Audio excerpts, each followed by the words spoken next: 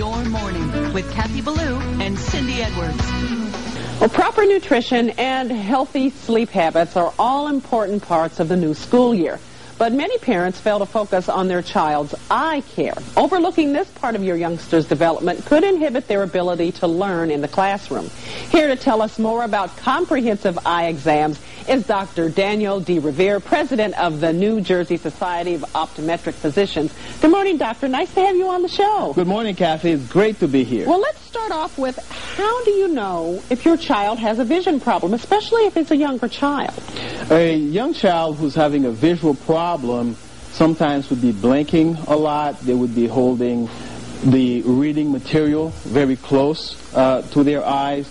Or if they are looking over a distance and they cannot see very well, they could be squinting quite a bit. Or sometimes they simply complain after reading that they're having difficulties, like headaches, those types of symptoms. So those are what parents should be looking for. Is it common for young children to say, you know what, Mom, Dad, I'm just not seeing as well as I think I should, or do they just not think of that? Most times a child would not think of that because, remember, vision is a learned process.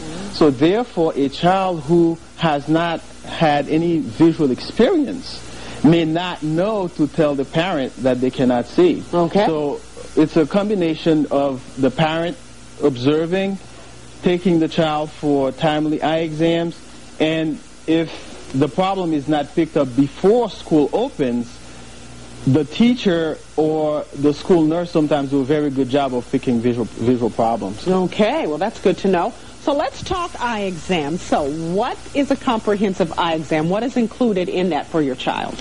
I mentioned the nurses earlier. I just want to refer back very quickly. The nurses or screening, I don't want you to confuse the two.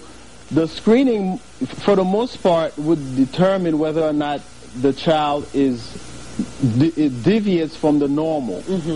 And complete and comprehensive eye exam, on the other hand, would not only evaluate the child's vision, but a comprehensive eye exam would determine whether or not the eyes are working together, whether or not the child can make a transition from distance viewing to close-up work, or vice versa, which happens in school.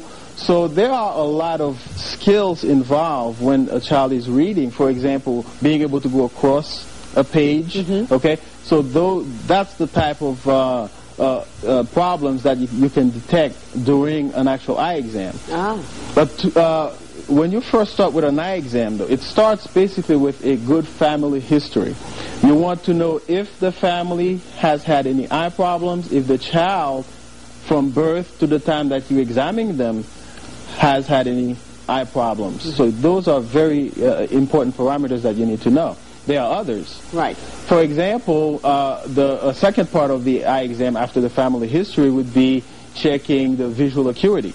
How well is the child seeing?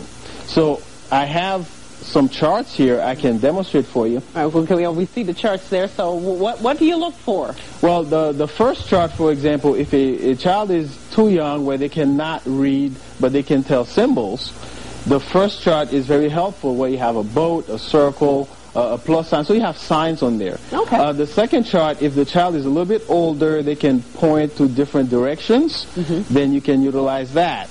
And the third chart, you have the standard Snellen chart. That's what's usually used in schools or in other screening places. Well, now, how young can a child be to get an eye exam, and especially a comprehensive eye exam?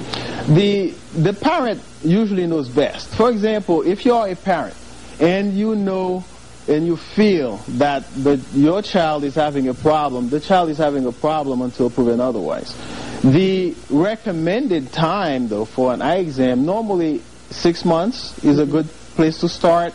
And if everything is normal, at 3 years, at age 3, and then right before school. And you mentioned regular eye exams. How often should you have your eyes examined? Normally, if everything is normal, it's recommended every year or every 2 years, depending on the family history or the problem that is detected. Okay, well, I just had my eyes examined a couple weeks ago. I get them done all the time, so I know what that's like, and I've been in glasses for a long time. And you look very nice in glasses, I may say. Well, thank you, Doctor. I appreciate that. Thank you so much for coming in and giving us some very important information. Well, it's a real pleasure, and I know you're saving a lot of sights this morning. A lot of parents will be taking your advice. There you will be taking your advice. Thank you, Dr. Desrivieres. And tune in tomorrow when we'll show you how to make sure you're getting the proper fit when selecting your child.